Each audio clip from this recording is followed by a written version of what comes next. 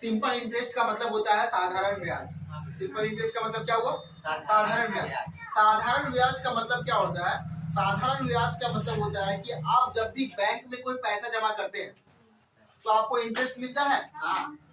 तो या तो दिखेगा, कभी कभी आप बैंक में 1000 रुपये जमा किए तो फिर से खाता एंट्री कराने जाते होंगे तो 1010 रुपये दिखाता है ना, देखा कि जो 10 रुपये जो बढ़ा है यही तो सिंपल इंटरेस्ट है।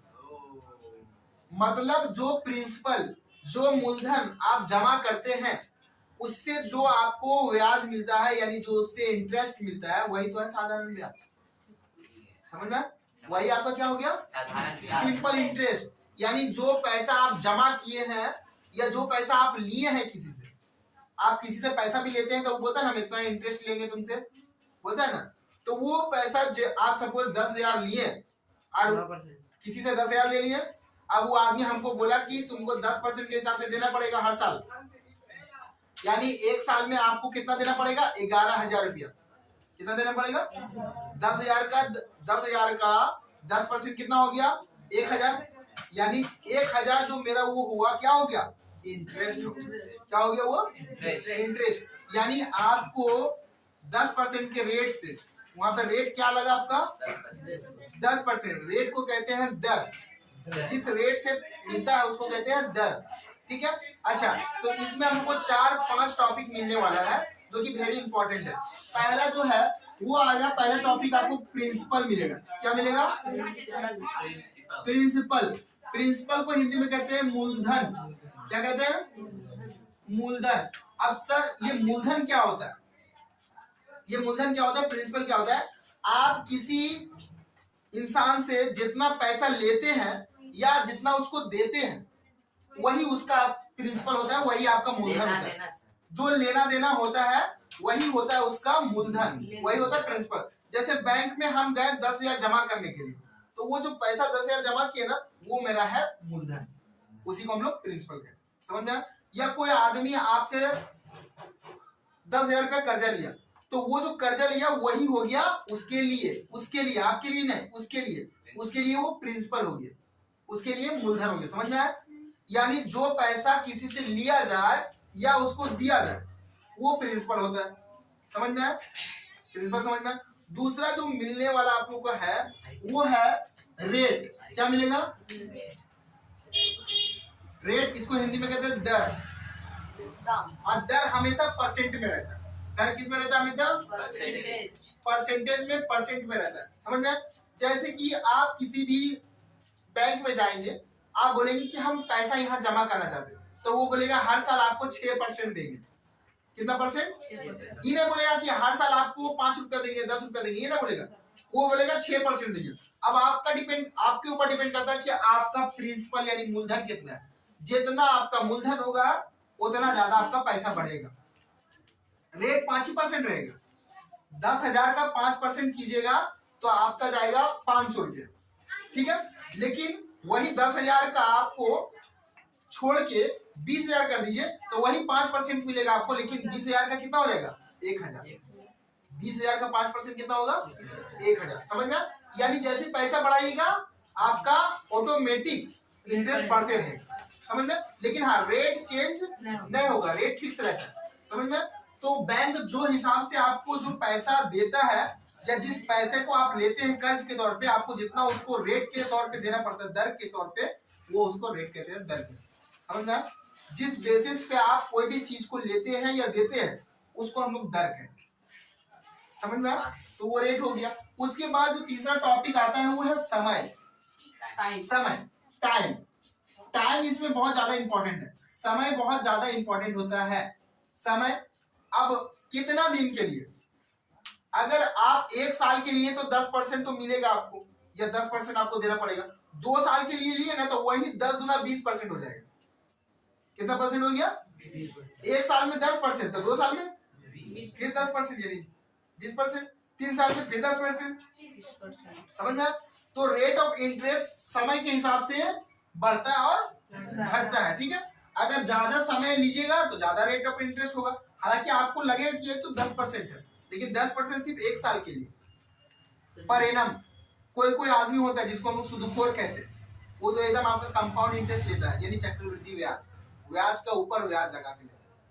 ठीक है, तो वो लोग क्या करता है, समय के हिसाब से नहीं, आपका जितना पैसा हुआ उस पैसा का ऊपर में जितना इंटरेस्ट हुआ उसके ऊपर में भी फिर से इंटरेस्ट लगा देगा, उसको कंपाउंड इंटरेस्ट कहते हैं। वो हम लोग पढ़ेंगे इसके आगे वाला चैप्टर में, समझ में। फिलहाल अभी हम लोग समय की बात करें, जितना ज्यादा समय लीजिएगा उतना रेट ऑफ इंटरेस्ट ज्यादा होगा, समझ में। उसके बाद जो चौथा टॉपिक होता है वो आपका है ब्याज। क्या?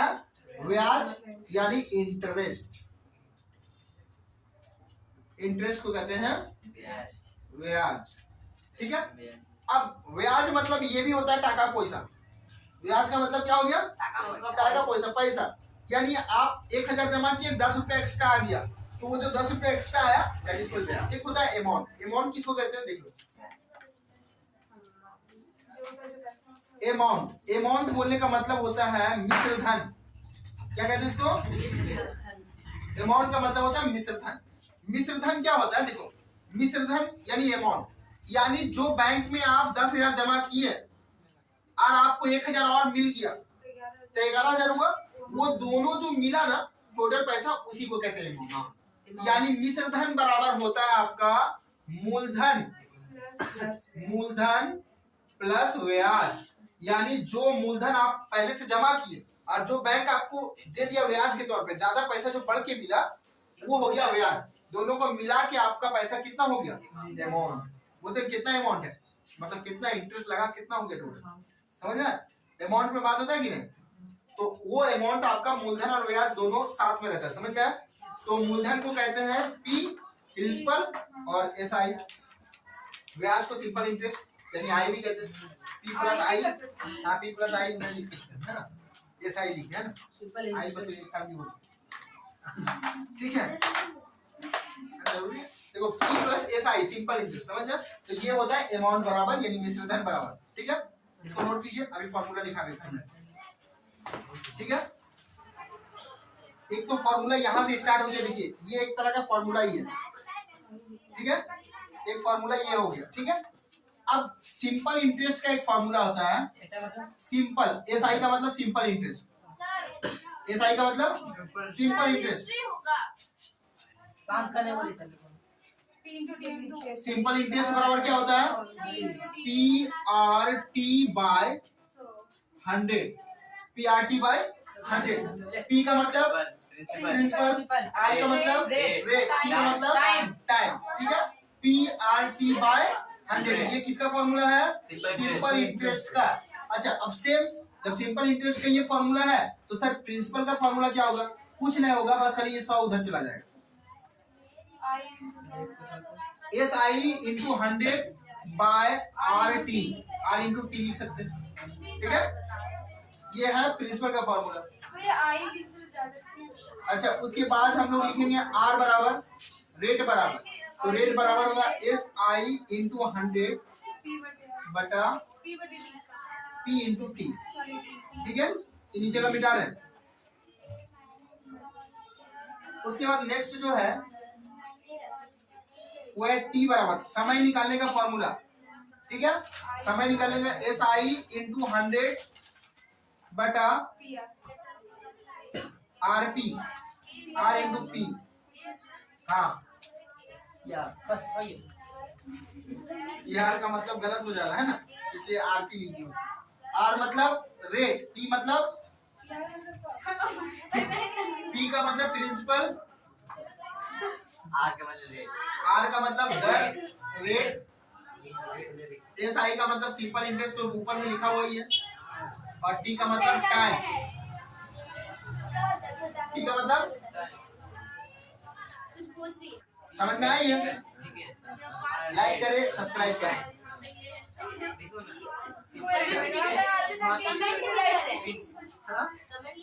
कमेंट करने की जरूरत नहीं। क्या जरूरत नहीं, ठीक है। सिंपल इंटरेस्ट समझ में आया यहाँ तक? अब आपसे एक सवाल है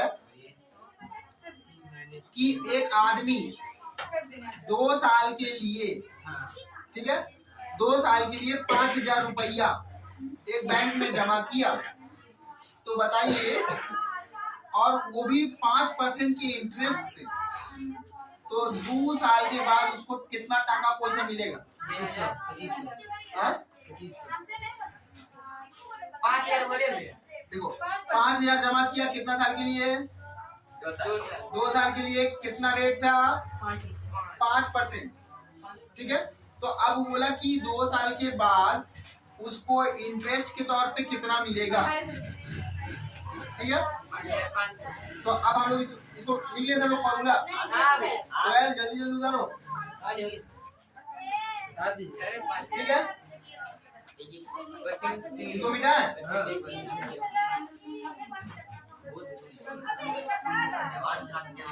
अच्छा यहाँ पे देखिए हम P बराबर दिया हुआ है 5,000। ठीक है, देखिए एक आदमी है जो कि 5,000 का बैंक में जमा किया, तो जो पैसा जमा किया जाए या लिया जाए वो क्या होता है? मूलधन होता है ना, तो मूलधन को P लिखते हैं। समझ में आया क्या? प्रिंसिपल को क्या लिखते हैं? P। अच्छा, वो रेट कितना था उसका? 5%। कितना साल के बाद उसको? 2 साल। 2 years। क्या लिखेंगे? 2 बछर, 2 वर्ष। सिंपल इंटरेस्ट कितना होगा? ठीक है, 2 वर्ष। तो अब आपको बोला है कि बताइए कि 2 वर्ष के बाद उसको सिंपल इंटरेस्ट के तौर पे कितना मिलेगा? बनाए सर। हाँ, 2 वर्ष के बाद उसको तो देखो SI का फॉर्मूला होता है PRT/100। अब P का वैल्यू बैठा देंगे, एक बार समझ लो, उसके बाद भी कर लेंगे हम लोग। P का वैल्यू 5,000 इंटू R का वैल्यू 5 और T का वैल्यू 2/100। ठीक है, 2 जीरो और 2 जीरो काट दिए। अब ऊपर क्या बचा? 50 इंटू 5 दूना 10, यानी 500। 500 रुपया। 250 बोली थी। 250 बोले थे जब आप बोले ना 2 साल, तब हम बोले 500। जब आप बोले 2 साल में उसको कितना मिलेगा इंटरेस्ट? 500 रुपया। समझ में आया? कोई भारी लग रहा है या आसान लग रहा है? फिजिकल साइंस में भी ऐसे ही रहता है। ऐसा ही था। समझ में आएगा? उसके बाद